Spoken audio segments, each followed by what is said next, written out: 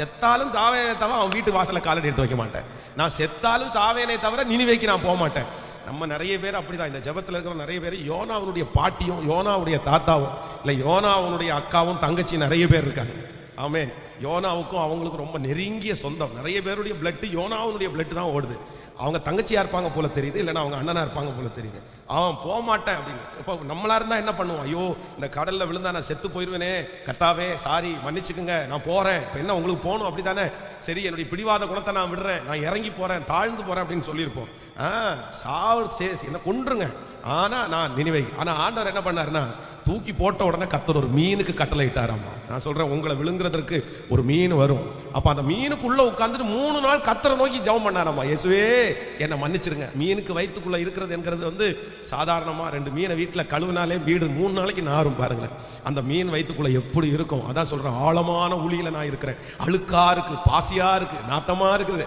கர்த்தர் ஆண்டவர் உடனே அந்த மீனுக்கு கர்த்தர் கட்டளை இட்டார். எங்க கொண்டு போனாருன்னா அங்க. ஆனாலும் அவனுடைய மனசுக்குள்ள என்ன பண்ணல தெரியுமா? இதை பாருங்க, என்னமோ வழி இல்லாம நான் வந்து இறங்கிட்டேன், இன்னும் என்ன போகல எனக்குள்ள. அவ்வளவு ஆண்டவர் நடத்தியும் அவ்வளவு எச்சரிப்பு கொடுத்தும் உன்னால முடியாதுப்பா, நீ இப்படி இருந்தனா ஒன்னும் இல்லாம போயிருவேன், உன் மேல நான் நேசிக்கிறேன் அப்படின்னு கர்த்தர் எவ்வளோ தூரம் அவனை காப்பாற்றியும் அவனுடைய பிடிவாத குணத்தை அவன் விடவே இல்லை பாருங்க. அங்க போயிட்டு 3 நாள் பிரசங்கம் பண்ண வேண்டியது, 3 நாள் பிரயாண தூரம். ஆனா அறையும் குறையுமா ஒரே வார்த்தையை. இந்த மாதிரி நம்மளா இருந்தா என்ன பண்ணுவோம்? ஜனங்களே மனம் திரும்புங்கள், ஆண்டவர் உங்களை அழிக்க போறாரு, இவ்வளவு பெரிய பாவம் பண்ணிட்டு இருக்கிறீங்கன்னு சொல்லுவாங்க. அதெல்லாம் கிடையாது. நினிவே ஒரே பிரசங்கம் தான். இன்னும் 3 நாளைக்குள்ள நினிவே கவிழ்க்கப்பட்டு அவ்வளவுதான் போகும். நினிவே அழிய போகுது. அதுல நீங்க ஜெபம் பண்ணுங்க, மனம் திரும்புங்க, இதெல்லாம் கிடையாது. அழிய போகுதுடா அப்படின்னு பிரசங்கம் பண்றாரு. பிரசங்கம் பண்ணி ஓரத்துல போய் படுத்துக்கிட்டாரு. அவ்வளவுதான் முடிச்சேன். இனி இதுக்கு மேல எல்லாம் இந்த லாஸ்ட்ல எல்லாம் அந்த லாஸ்ட்ல உள்ளவங்களுக்கு எல்லாம் நான் பிரசங்கம் பண்ண முடியாது. ஒரு வாரத்துல பிரசங்கம் பண்ணிட்டேன், வேணும்னா இவனும் போய் அவங்களுக்கு சொல்லட்டும். அப்பவும் பிடிவாதம். அதுக்கு பிறகு ஆண்டவர் அவருடைய பிடிவாதத்தை மாத்துறதுக்கு ஒரு ஆமனுக்கு செடியை கட்டளை இடுகிறார். உடனே அது அப்படியே வரும்போது அவனுக்கு குழு குழுன்னு இருக்குது.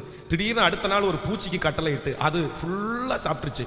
இப்போ வெயில் உச்ச தலையில அடிக்குது, அப்படியே கொதிக்குது. ஏற்கனவே உள்ள ரணமா இருக்குது, இதுக்கு மேல வெயில் அடிச்சா எப்படி இருக்கும்? ஆனா அப்பவும் அவன் என்ன பண்ணலைன்னா தன்னுடைய பிடிவாதத்தை விடவே இல்லை.